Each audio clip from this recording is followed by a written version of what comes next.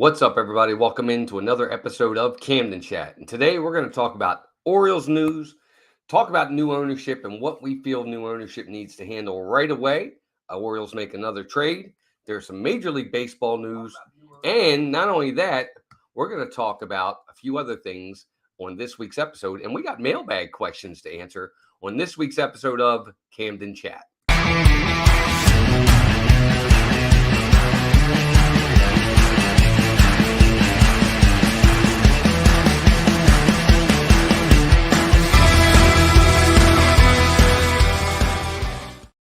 So what's up, everybody? Welcome into another episode of Camden Chat. This is episode 6, if I'm not mistaken. I am still a little under the weather. I'm sure you can hear it in my voice. Getting better. It's just a sinus cold. So we're getting there. We're feeling better. Not quite there, 100%. But wanted to make sure we have our show today. So glad to have everybody here. But before we get started on our topics today, obviously we'll do a little bit of our lineup to go over all of our housekeeping. Again, if you are new here, first time joining us, welcome in. We talk all things Orioles for the majority, 90%. But we talk baseball as well. And we're glad you're here. And we hope you can join us every Monday, 6 p.m. Be sure to like this video and subscribe for more baseball fun. Of course, every Monday right here, Camden Chat, Mondays live, 6 p.m. Eastern time. Tuesdays and Wednesdays, we have either Orioles or Major League Baseball videos. We just posted a video not too long ago on our 10 best players not in the Baseball Hall of Fame. And, of course, we have our ongoing series of our top 25 Baltimore Orioles players of all time. That's every Tuesday and Wednesday at 9 a.m. And, of course, on Thursdays and soon to be Fridays, we do our Baseball Hall of Fame player profiles. Every player ever inducted into the Baseball Hall of Fame, we do a profile on them every Thursday and soon to be Fridays at 9 a.m. So check them out. They're really interesting. I've learned a ton about players that I knew very little about, or if I knew anything at all, and their impact on the game. So check those out. And of course, if you'd like to send us any questions after the show, if something comes up and you'd like me to answer it, send us an email to camdenquestions@gmail.com. And we do have questions for the mailbag that we'll get to at the end.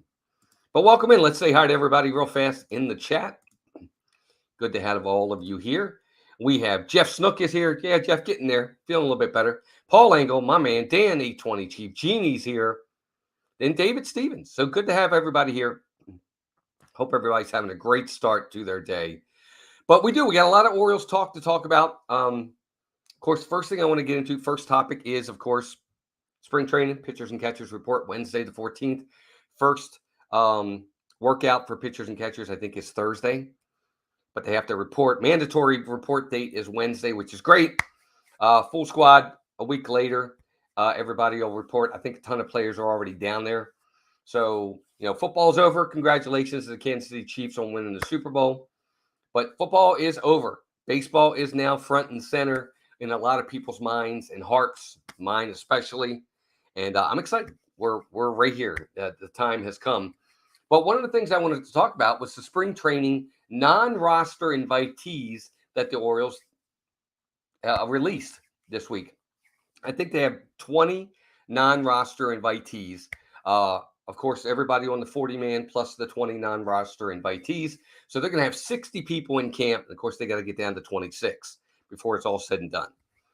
So I want to go over specific names on these non-roster invitees and talk a little bit about what that means for these players or what it could mean to the final roster when we get to opening day.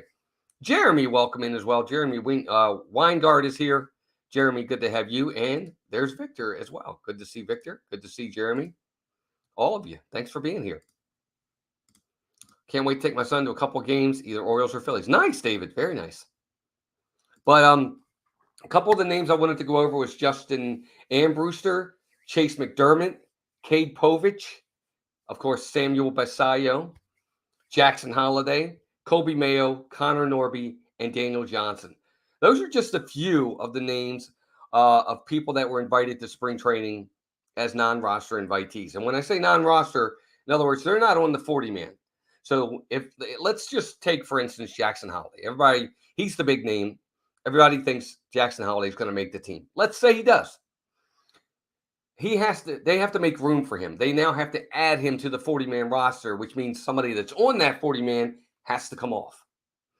Now, depending upon who that is also going to depend upon whether or not they stay in the organization. Because let's say they take off somebody that has options. Okay, you option them back to the minors, and you're good to go. But if it's somebody like, let's say he takes the place of a Ryan McKenna. Ryan McKenna is on the 40-man, but he doesn't have any options left. So they can't option him. The only way to do it is that he would have to clear waivers. So all 29 other teams would get a crack at him. And if he clears waivers, then you can outright him to the minor leagues. So that's where these non-rosters players come in. Now, a couple of them I wanted to talk on. 4 guys in particular: Basayo, Jackson Holiday, Kobe Mayo, Connor Norby. What of these 4 guys do I think, or who of these 4 do I think will make the opening day roster? One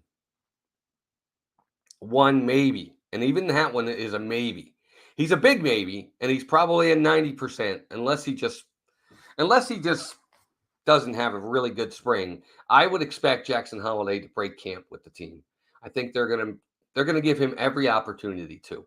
So I thought that was really interesting. Chase McDermott is one of the highest, if not the highest, pitching prospect for the Orioles. He's going to get if he really lights it up. I still don't think he'll break camp with the team, but he's going to be right around the corner for sure of getting on this club. Kobe Mayo, Connor Norby. I don't see Norby making it opening day roster. Kobe Mayo is really banging down the door. This guy is just, his raw power is incredible. I think he's going to make a lot of people's heads turn during spring, and he could.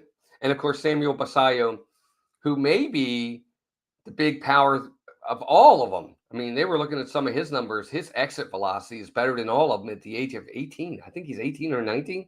He's a catcher, but he's going to be, we talked about this last week, he might be the consensus number 1 prospect next year for the Orioles. He's number 10 right now in all of baseball. He might be the number 1 prospect in all of baseball next year, which would make it 4 years in a row for the Orioles. So I think what we'll do is we'll see a lot of time for Basayo to play. I think we'll see a lot of Jackson Holiday. Connor Norby is going to get a lot of playing time. Kobe Mayo is going to get a lot of playing time. Tons of split squad games. These guys are going to really, really be given the opportunity.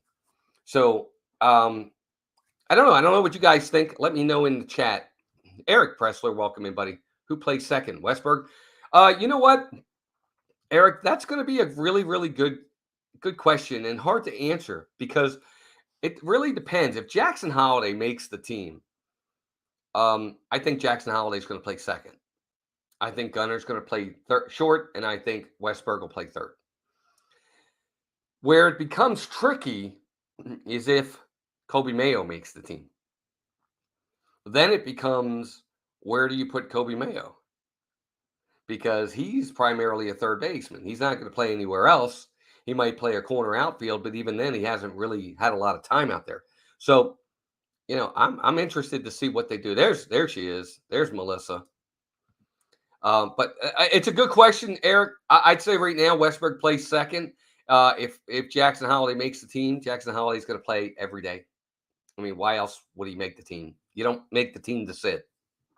So if he makes the team, he's going to play. So Westberg would have to go to third. And he can rotate between second and third depending upon the days and who's pitching. So we'll see. That's my opinion. Pretty psyched to see how Chase McDermott fares this spring. I don't expect him to break camp, but a cup of coffee this summer, possible. It's possible. Jeremy, if he is lighting it up in the minors, then we'll see. But if he makes it at all, it's going to be late in the year. I think it's September. I don't see it. I see it next year. But that's just me.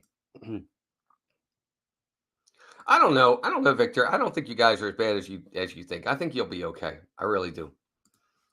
But where were we? Yeah, non-roster invitees. 20 of them are in camp. I think legitimately there are only maybe 2 or 3 of the non-rosters that are really going to make the team. Look, a couple of them did last year. Ryan O'Hearn made the team. He was a non-roster invitee. So you just never know. But I think there'll only be 1, maybe 2 at most, in my opinion. Kelsey Elizabeth, welcome in. Good to see you as well. But yep, non-roster invitees. I'll be interested to watch them to see how long these guys, the ones I named, how long they last in camp. How long before we see Cade Povich, who's another pitcher and a good one, how long is it going to be before we see him optioned to the minor league facility? Or Justin Ambrewster, how long before he gets optioned? How much time does he actually get to get his feet wet at the major league camp? Those are the guys I'm going to really be interested to watch. Connor Norby, Jackson Holiday, Kobe Mayo, I expect them to be in camp for most of it. Samuel Basayo, I do not. I expect him to get 2 weeks, and then I think that they'll option him. I don't. I think his whole purpose is just to get some exposure. Just my opinion. Dan saying hi to Melissa. Chris Slemmer's in here. What's up, Chris? Good to see you, my friend. So there you go. So the non-roster invitees have been announced. I thought it was an interesting list. Nobody else on there that I really thought had what I considered a legitimate chance of making this team. So I didn't really list them. Those were the ones that I thought were the most important ones and the most interesting ones that are, I think, going to make some competitions tougher for guys during camp. Next, I wanted to talk about, let's see, Jeremy says, I want real fast. He says, I think they'll take their time at Basayo and they need to rush him. No need to rush at all, but his power, man, we're all power. I was looking at some of his exit velocity and things like that. Actually, we're going to talk about that in a little bit, Eric. We'll talk about that. I actually have that on the list to talk about. But before we do that, I did want to talk about Austin Hayes and Jacob Webb. Now, they went to arbitration. They had their arbitration cases. Austin Hayes went to arbitration, and he won. He actually won. So he's gonna make $6.3 million next year. The club offered 5.85. He wanted 6.3. They exchanged numbers. They pleaded their cases. He won $6.3 million. Last year, he was a 275 hitter, 16 home runs, 67 RBIs, 36 doubles. Of course, he made the All-Star team. He was a Gold Glove finalist. He set career highs in runs scored with 76, extra base hits with 54, multi-game hits with 40, walks with 38, and steals with 5. And he went 3 for 11 in the division series against, with a double. So he had a good year. But again, what I was worried about with him, and until he proves me wrong, I'm going to continue to have this issue with him, is he doesn't do it for a complete year. Like, he starts off hot all the time, and then he fades. And I don't know what that is. I don't know if that's just his body, but he has to learn. He's got to build up his strength or something. I don't know. 162 games, full seasons. That's what we need out of you. And we'll see. Maybe that changes next year. Nomadic Brian, welcome in. Austin is always a fun ride, streaky hitter, great in the outfit. No, Gold Glove finalist. I agree. Brian, I agree. Good player. But we have other outfielders coming. We have Heston Kjerstad. We have Colton Cowser. We have guys that, if need be, we can put out there. And does he? We'll get into it a little bit more in a little bit. But he won his case. Good for him. I'm glad he won. He's a good player, but that's a lot of money. $6.3 million for a guy that's he's probably a little bit above average, but offensively, I'd say he's average. He's a little bit above average defensively. Jacob Webb also went to arbitration. He won his case as well. He'll play for $1 million. He wanted $1 million. The Orioles offered $925,000. He won. He got $1 million. So big win for him. They only got one case left. Ryan O'Hearn still hasn't signed. His arbitration case, from what I've heard, has not happened yet. We'll see what happens there. He's on the team. He's going to play for the team no matter what, or at least he's going to be signed. We'll see how spring training goes. They haven't arbitrated. His case hasn't happened yet. Jeff says, Walter, the O's benefit in terms of control by keeping Holiday in the minors to start this year. I don't think that really matters to them anymore. I think in the past, service time meant something to the Orioles. They wanted to keep a guy as long as they could, and they didn't want service time to start right away. With the old regime, especially, not just ownership. I'm talking about old regime, like Dan Duquette and all those general managers. Service time meant something to them, where they wanted to keep them down a little bit longer and wouldn't bring them up until service time was not going to be affected. I don't know that that's really a case anymore, Jeff. I really don't. I don't think that matters as much. I think they've now got the mindset of If you're ready to go, you're ready to go. It's that simple. Service time, we don't care. You're ready. You're going to help us win. You're coming up now. And we'll cross the rest of those bridges when we come to them. So that's a good question. I just don't think service time is the issue or as mandatory a thing that it used to be for the Orioles back in the day, which I think could be a good thing for fans and for this team winning. If you got prospects that are really, really good, why do we have to delay them? Bring them up. Well, what's there to prove at the minor league level? If they've done it there and they've done it well, what else do they have to prove? Bring them up. That's just, again, just my opinion.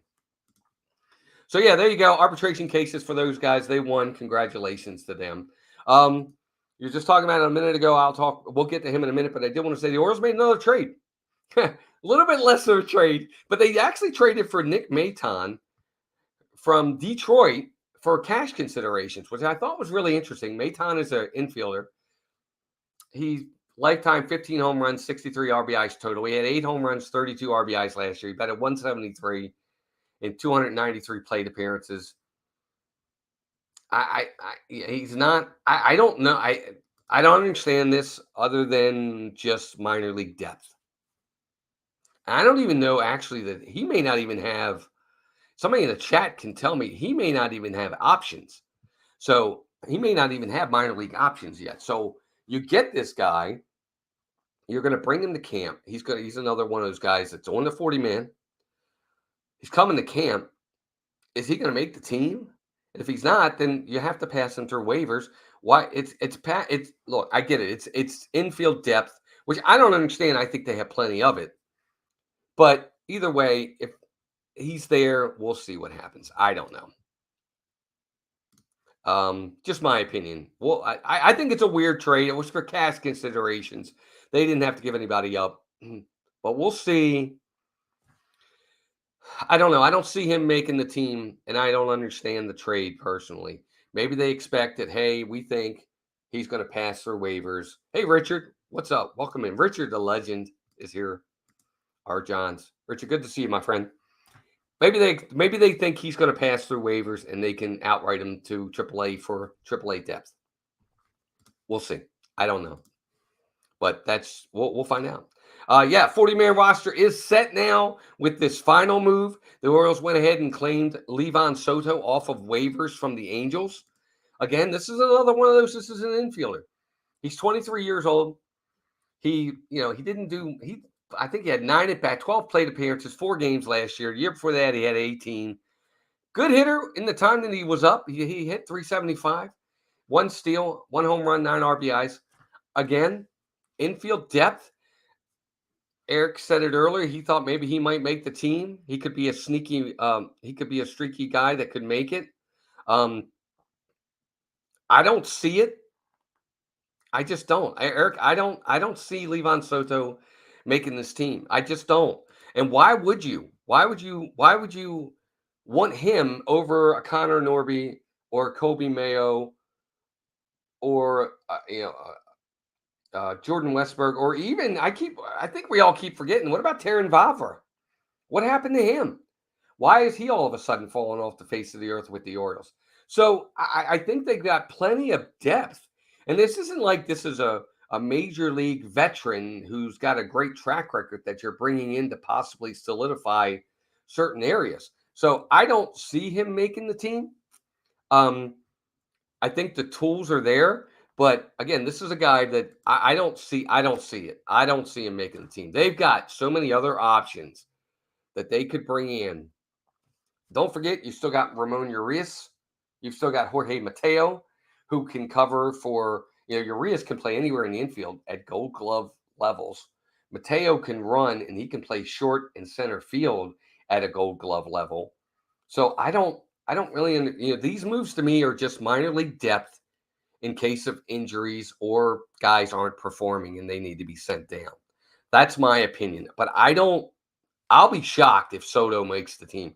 He's going to have to hit 700, in my opinion. And these other guys are going to have to hit about 100 for him to make the team. But just my opinion, which really doesn't mean anything. But That's what I think on that. But I'd love to hear from you guys. Do you think these guys, Nick Maton and Levon Soto, can make the team? I just don't see it. I don't. Other than depth, that's as far as it's going to go. I'm rambling, but that's it there. But before I get on to my main topic of the Orioles tonight, I did want to jump over to talk about some MLB stuff real fast that came out this week that I thought was really, really neat stuff. I'm not going to put anything up on the screen for this, so I'll take this off. But I did want to mention that Clayton Kershaw re-signed with the Dodgers. They didn't really give out what it was, what he signed for. The numbers, I couldn't find exactly what he signed for. But Kershaw in his 17th year, he's back with the Dodgers. He won't pitch until the summer because, remember, he had surgery on his left shoulder. So he won't pitch for them until sometime around June or July. But he is back for his 17th season with the Dodgers.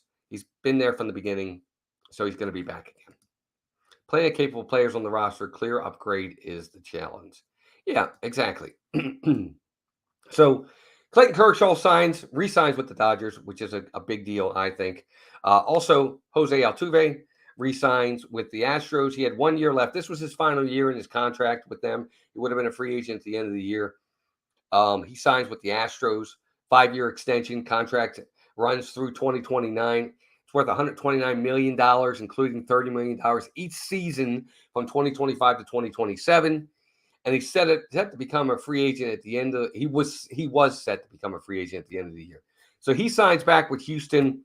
That'll probably be his last contract, I think. I think after these last 5 years, he'll probably retire and be a legitimate shot at being a Hall of Famer. So Jose Altuve re-signs with Houston. And we're going to get into that signing because I think that contract extension is big news for the Orioles, and we'll talk about why. So 2 years, $10 million. Wow, that's really cheap. But then again, he's at the end of his career. Great career. He's a Hall of Famer. But yeah, 2 years, $10 million for Clayton Kershaw, who'll probably be your fifth starter. Why not? Good for them. Thank you, Jeff. I appreciate you telling me that. But I did want to get into my final topic tonight before we get to our mailbag. This is a main topic tonight. So, of course, now Orioles have new ownership, which I think we're all very excited about. Everybody seems to think, hey, we can't do any worse than where we are. I understand that. I respect it. I have always been one of these guys that always looks at things as I will plan for the worst and hope for the best. Until the good things happen, I'm not expecting them to happen. I've had my heart dashed so many times and been disappointed so many times. I said this from the beginning. I'm going to say it again, and I know I'll get flack for this. When Peter Angelos bought the team in bankruptcy court, everybody was happy. It was a local guy. He said he was going to payroll was going to be high. He was going to help the team to win. He wanted to win a World Series. And for those first few years, Orioles had the highest or one of the highest payrolls in all baseball. And they were competing. And then all of a sudden it stopped.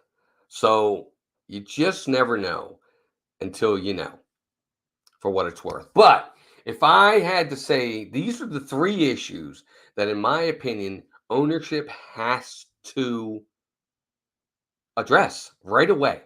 These are right away issues that within the first year or two, at the longest, they've got to address these issues. So the first one for me, the first issue that they have to address, obviously, I think this is the elephant in the room, are extensions. We all know who those players are, the players that need to get extensions. They need to get them signed, and they need to get them signed long term.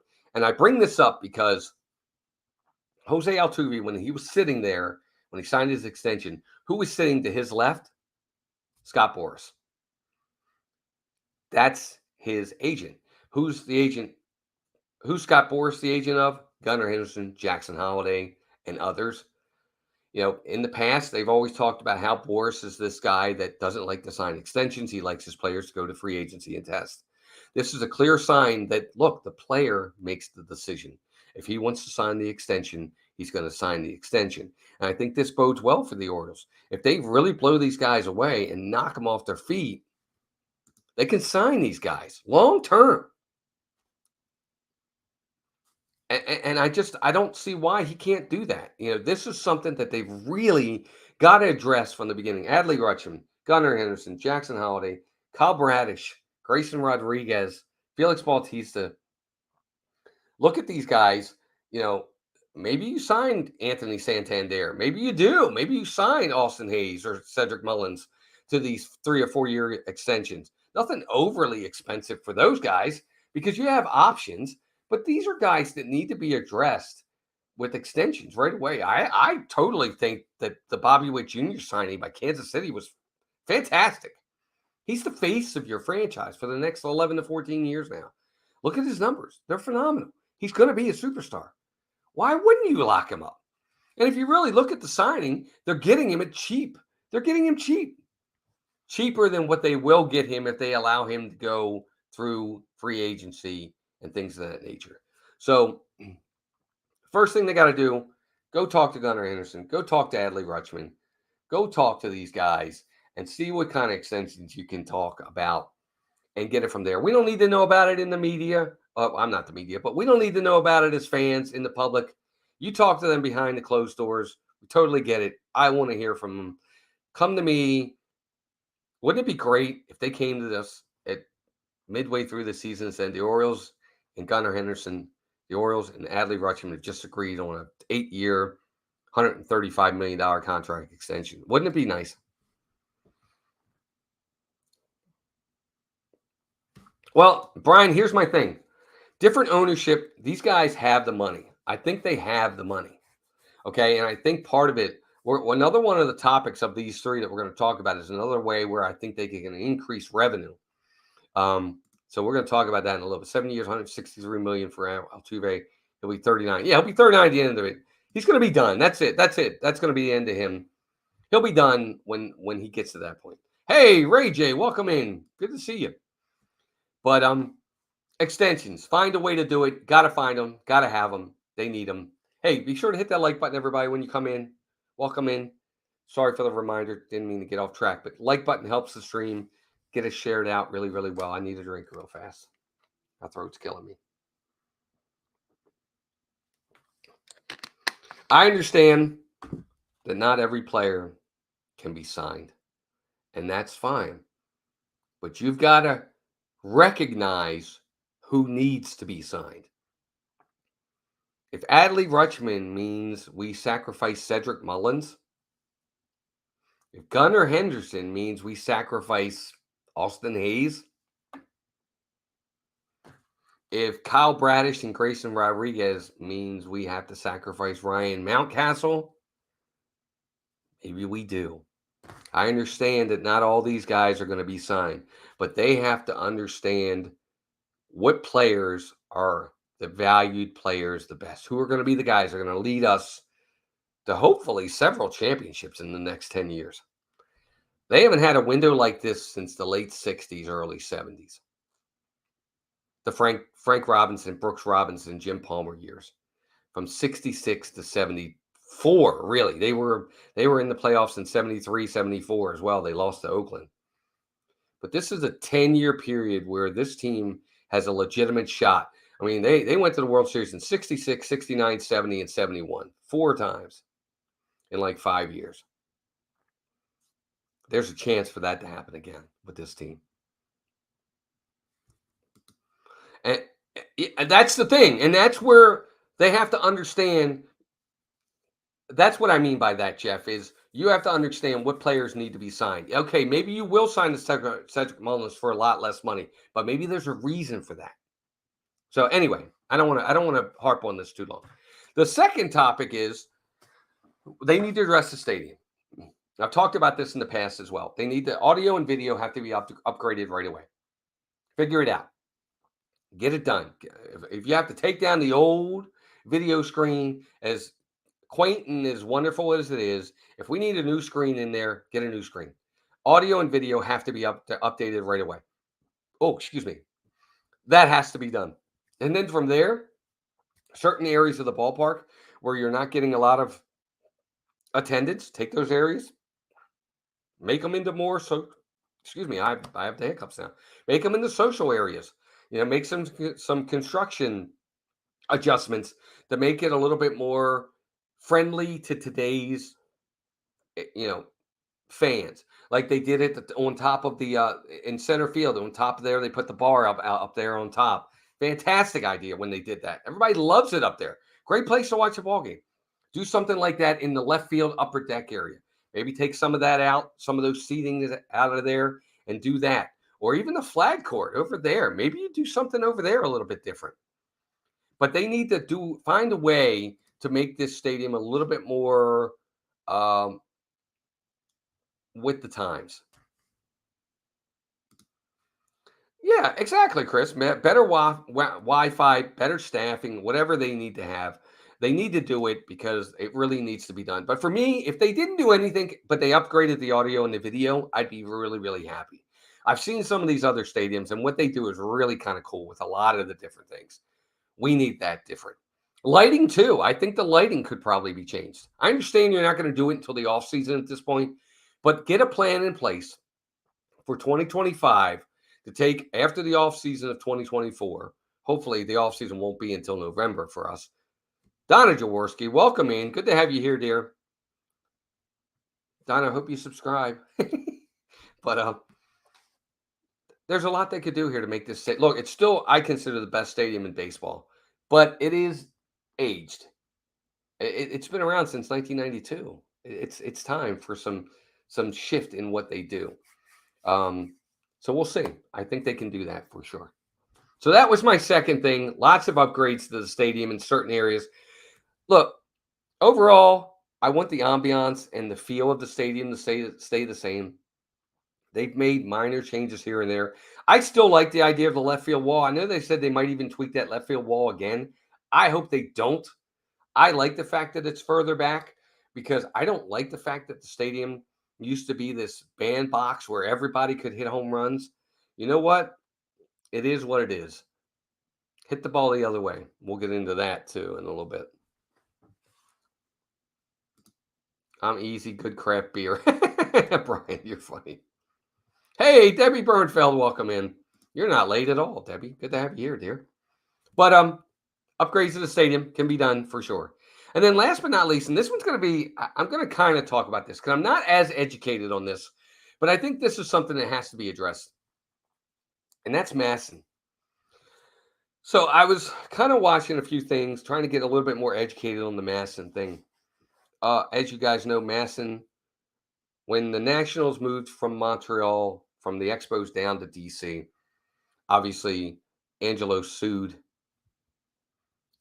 Major League Baseball because he said, look, this was an infringement on my team. We have the market in DC. You're now taking that market away from us. Fair enough. I understood it. He's right. That market was being taken away from him. And now all those fans, Northern Virginia, DC fans, were going to become Nationals fans. Or at least he was going to lose some of them, a good portion of them. And fair, he's right. They did. So he sued. Part of the agreement of moving them down there was that Major League Baseball was giving the majority of MASN and the profits and the ad revenue to the Orioles. A terrible deal for the Nationals. Terrible deal. But this now needs to be addressed. First and foremost, it needs to be addressed because MASN is a cable entity. So if you've cut the cord and you don't have cable, you can't watch Oriole games if you're in the network. And what I mean by that is, for instance, I'll give you an example. I live in Florida. I'm not inside the Orioles network. I'm outside the network. I live in Florida.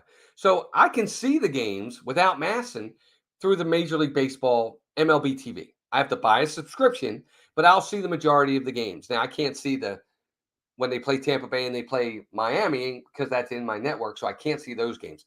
But all the other games, I can see those games because I'm outside the network and I can watch them on a streaming service. But if you live in Maryland, Paul Engel, David Stevens, you guys, Chris Slimmer, if you don't have cable, you can't watch the Orioles. And that's a problem. They need to find a way to address that. Allow for the locals, those inside the network, to stream without having to have cable. And I don't know if that means going away from MASN altogether or finding a way for MASN to be able to get on some sort of streaming service in some way, shape, or form. Do you sell out and just let the Nationals buy the entire thing and you go your own way and come up with your own streaming service? I don't know. I'm not educated enough to understand that, but something needs to be done.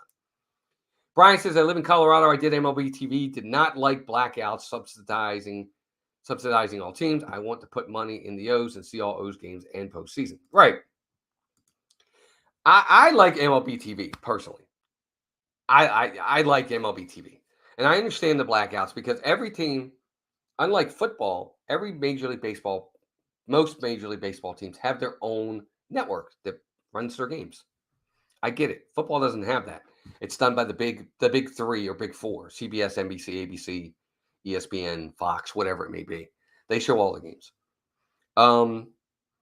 I like the fact that outside, me being in Florida, outside of the area, I can still watch Orioles games. But if you're inside, you're blacked out unless you have cable. And then if you have cable, then you can watch.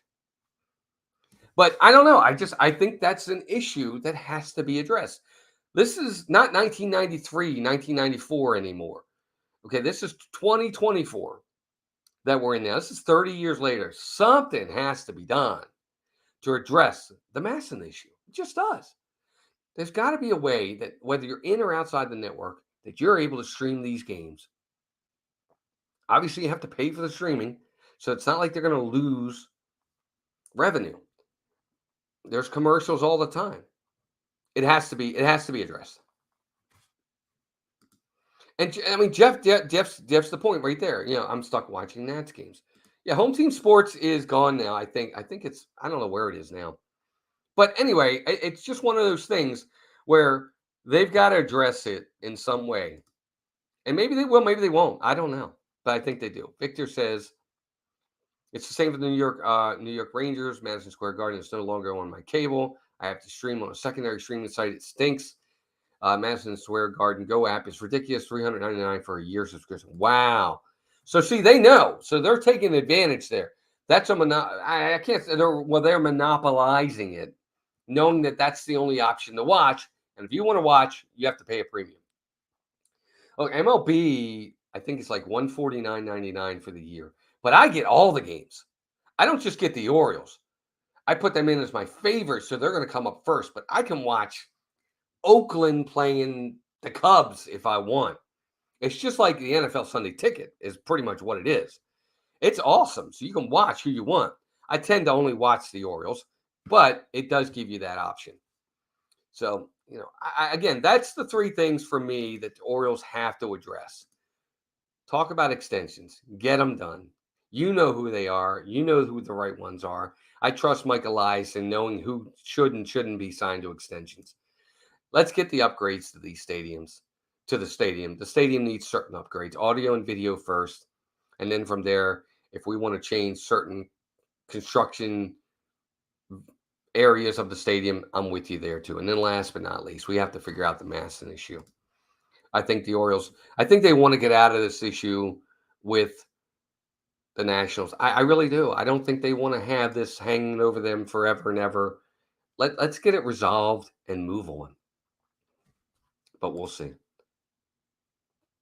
Yeah, I don't think it's crazy expensive. I really don't. I mean, of the 162 games, I'm probably getting 145, 147 of them because I'm not getting the Marlins games when they play the Orioles, and I'm not getting the Rays games. So, for what it's worth. MLB holds the Masson deal against the O's, no All-Star games in all those years. Probably, Chris. I'm sure there's something to be said about that. I tend to agree with that. I almost put that on my list, too, was to make sure that they needed to address not getting the All-Star game. It needs to come back. I remember that too. Used to be that way all the time, Debbie. Used to be able to watch it on it was on Channel 2 in Baltimore. Remember that, Chris? NHL center rice is reasonable, but they black out the local teams. Right, exactly. Of course they are. Yep, you're blacked out. Considering what you get, MLB Network is worth it, in my opinion. I think so too, Donna. You're getting a lot of games, and you're getting a ton of games. So anyway, there you go. So there you go, gang. That's my three things I think the Orioles need to address right away. New ownership. Let's address it. need to get into it. They need to address it right away. But now I want to talk about, you guys have sent me some mailbag questions. So I wanted to go into our mailbag, and then we'll talk about wrapping things up for this week. But I wanted to get into the mailbag because you guys sent me some really good questions. So Eddie brought me a couple questions. My lumbago isn't acting up. Eddie, good to have you, buddy. Thank you for sending in these questions. I'll start with his first question. So Eddie says, "Hey Walt, if you were commissioner of baseball, is there anything you would change about baseball?" So, if there was one thing I would change about baseball is the disparity in the salaries. Both ways. I don't think teams should be able to tank and not have payrolls at a certain level. But I also don't think you should have Yankees, Dodgers, Red Sox, Cubs, these teams that can go out there and just buy everybody. I don't think it's smart. Because it really puts the onus on having to draft well that much more important. And it's important, don't get me wrong. But what these disparity in the teams allows for, it allows for teams like the Yankees and the Red Sox and the Dodgers to make mistakes financially. They can sign these big deals, and if these guys don't work out, okay, they just get rid of them and move on. Other teams can't do that. It hurts their franchise for a very long time. If something happens to Bobby Witt Jr. and he doesn't pan out, God forbid if he gets hurt, that franchise is now crippled without that player on that team. But I think competitive balance, like Chris just said, to an extent, okay, they have the luxury tax and all that, and that's fine. And they have the competitive balance draft picks, compensation picks here and there, and that's good too. But I just think there needs it's not ever going to happen because the Major League Baseball Players Association is probably the strongest union in the world. I don't think there ever going to be a salary cap. They're just not going to allow it to happen. The players will strike and they'll stick together. The football players, they jump ship all the time. Baseball won't. Those guys they'll dig in and they'll dig in. They just will. So I don't see a salary cap happening, but something needs to give. I don't like the luxury tax when it's a small fine to some. Well, it is. I mean, it can be a small fine. I think what should happen is, and maybe this is a salary cap. I think a team should only be allowed to have 3 players making over $25 million a year. Can't have more than 3 making your team over $25 million. So is that a salary? Maybe that is a salary cap. I'm not saying you've got to stop paying guys at this amount, but you can't have more than 3 making over this amount. Maybe that is a salary cap. But that's one of the things. I also like the implementations of all the rule changes, like the pitch clock. But I like that. I like the pitch clock, and I like the throw over to first base. I like that too. The one thing I don't like, that if I was commissioner, that I would get rid of is the automatic guy on second base in extra innings. I'm sorry. This is not Little League Baseball. It's not. You don't get an automatic runner at second base. You played 9 innings where you had to drive them in the right way. Why all of a sudden do we not do that? And they say because it's saving bullpens and it's saving pitching staffs and it's making the games shorter, this, that, and the other. Whatever. I'm sorry. I'm a purist at heart when it comes to baseball. I just don't. These are professional baseball players. I mean, you got a guy on second base. He's not even really. He shouldn't even be there, but he is. If you drive him in, do you get the RBI? If he scores, does he get the run scored? I don't know. I mean, I don't agree with that. I don't like that. So that's one of the things I would change as well. I'm not a big fan of that at all. Also, I'm glad they got rid of it. They had the rule when you played double headers. I think you only played one game was full 9 innings, and then the other game was like 7 innings or something like that. If I'm not mistaken, they've gotten rid of that. That was unbelievably ludicrous. I mean, what are we playing? What are we playing? Little League Baseball here? You play 9 innings. This is Major League Baseball. I don't know. I just don't get it. Speed the game up, yes. I like that I like that, but exactly. These are the things as commissioner that I would do, in my opinion. That's what I would do because that was the question he asked. He also sent over a question. He said, "Hey, just saw the playoff odds on Fangraphs, and shocked they have Baltimore with only an 18.8% chance of winning the AL East. I'd like to know your thoughts of them getting only an 18.8% chance of winning the East. I understand it's just projections, but I think Baltimore is the favorites to win the East." And that was also from Eddie. My lumbago isn't acting up. They're projections. And what they're looking at is they're not looking at your record last year. They're looking at the players you have on your roster and how they perform. That's what they're looking at when they make these projections. And they're throughout their whole career, not just last year. What are these players like as throughout their career? And the Orioles had a lot of one-run games, and they have these projections of games the Orioles shouldn't have won. All these things are played into these projections, and that's why. Did I think they have an 18.5% chance of winning the East? No, I don't. I think it's a lot higher than that. I think they have probably about as good a chance as any other team. But Toronto's good. Tampa Bay's always good. The Yankees should be good. Boston, I don't know what to think with Boston. You look at them on paper, I think they're probably the last place team right now, but you never know. Injuries play into all of this too. So do I agree with the 18.8%? No, I think it should probably be at least 40 to 50%. But that's just my opinion.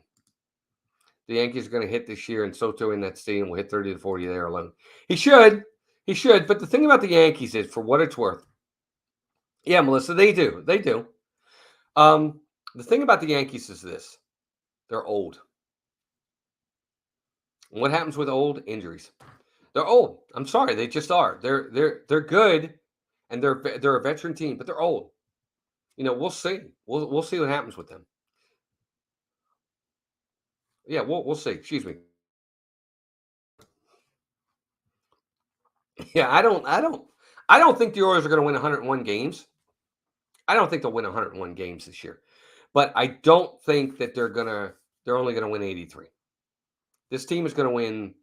I think they should win anywhere between 95 and 97 games. Well, and that's not a very big gap. Let's say 92 to 97 games this year. Timothy Rainwaters, welcome in, my man. Welcome. Good to have you here. But again, we'll see. Well, I think they can pitch, Victor. I mean, they have Garrett Cole. They have the American League Cy Young Award winner. They have Nestor Cortez. They have some guys that can pitch. Carlos Rodon should be back. Yeah, I think they have some guys. I do. I think that's a good, Brian. I think that's a good pick. 95. I say 96 to 97. I don't think they're going to win 101 games again this year, but who knows? You just never know. But we'll see. But so that was my second question, and the last question I got was from Jeff. Jeff's in the chat. Jeff says, "Hey, wanted to know your feelings on Major League Baseball eliminating the shift. Clearly, it was a move to generate more offense because offenses bring more eyes to the TV sets. I get it. But defensively, it's not my job as a manager to arrange 7 infielders in the best position to retire the batter. If a batter shows a tendency to hit the ball to a certain direction more often than not, why can't I place my infielders accordingly and have an even better chance of retiring the batter? I'm not a fan of the rule. Batters should have to learn to be more well-rounded hitters by bunting, which is a lost art, and hitting the ball the other way to beat the shift." 100% agree. These are professional Major League Baseball players. They're supposed to be the best in the world. Hit the ball the other way. Lay down a bunt. They've gotten away from all of that in the game. Jeff, I agree 100%. You want to beat the shift? You want your shift to go away? It goes away by you hitting the ball to the left side when everybody's on the right side, or by hitting the ball to the right side when everybody's on the left side. These guys are pull-happy home run hitters nowadays. They don't go up the middle. They can't take the ball the other way. They can't shorten their swing just to make contact. It's home run or bust. And it's gotten these guys into bad, bad habits. Strikeouts have become the norm. They've become okay, acceptable, and I think it's ridiculous. And I think it's hurt the game. Take the ball. I'll take a Tony Gwynn I'll take a Tony Gwynn every day of the week and twice on Sunday more than I'll take a guy like a Rob Deere who's going to hit 45 jacks but bat 185. I want guys that are going to put the ball in play, because here's the thing. I've said this 1,000 times and I'll say it again. When you put the ball in play, good things happen. When you strike out, nothing happens. Nothing. You're out. It's over. You're done. Your bat's over. Anything can happen when you put the ball in play. The ball can be a tweener. It can be an error. It can be an overthrow. Anything can happen. But you don't put the ball in play and you strike out, it's over. That's it. And with these guys, if you're a good hitter, you're a Major League Baseball hitter. If there's all 9 players on the right-hand side, hit it to the left side. Spend another hour a day in the batting cages learning to hit the ball the other way. They don't want to do it. Well, yeah, that's exactly right. And it's a problem. Well, it's not even a National League thing anymore, Victor, because National League doesn't have the pitcher hit anymore. So now in the National League, they don't need the bunt anymore either, because you don't need the pitcher to bunt. And these guys just can't do it. That's why, in my opinion, anybody ever asks me, I'm going to take the players of old over these guys every day of the week and twice on Sunday. I'll take a Ty Cobb. I'll take a Pete Rose. I'll take a Tony Gwynn over these guys, over Mike Trout any day. I'm sorry, I just will. I'll take it. Look, the average player back then to the average player today, okay, the average player today, much better. But the greats of old, they can do everything the greats today can do. I don't care what anybody says. I'll fight that till the cows come home. Those guys will adjust, they will learn, and they will hit. And they will hit, and they will hit. You mean to tell me you think Hank Aaron can't play today? Get out of here. I hear it too much. Get out of here. Hank Aaron can't play today. Mickey Mantle can't play today. He'll hit a ball 700 feet today. I'm sorry. But I agree. Ultimately, I'm getting with you, Jeff. I agree 100%. The shift shouldn't have been banned. It just allows for these players to get into bad habits and not be the complete player they could be. And I think that's part of the reason why I don't find as many guys Hall of Fame worthy, in my opinion, because they don't. They're not complete players. Anyway, there you go. That's my rant. I agree with you. I think you're right. I think they need to bring, the shift should be. It's not coming back. It's not ever coming back. But I understand. If I was a manager and I knew a guy all he did was hit it to the left side, I'm putting everybody on the left side, because he ain't ever hitting it on the right side, and vice versa. And you're going to be out. And I'm going to win, and you're going to lose, and you're going to be stubborn, and you're not going to learn how to hit to the right side. And I'm going to keep putting people on the left side, and I'm going to win. And it's going to be boring because guys are going to be out all the time. But you know what? I'm paid to win. I'm not paid to make the fans happy. I'm paid to win. Eddie Murray always said it with hitting. He said, I'm paid to hit, not hit home runs. Home runs happen, and it comes with hitting. You can't hit a home run if you don't put the ball in play. So, for what it's worth, there you go. That's my rant for the day. Anyway, guys, are you still there? Can you see me? Let me know if you see me. I don't know if this is still streaming or not. Testing.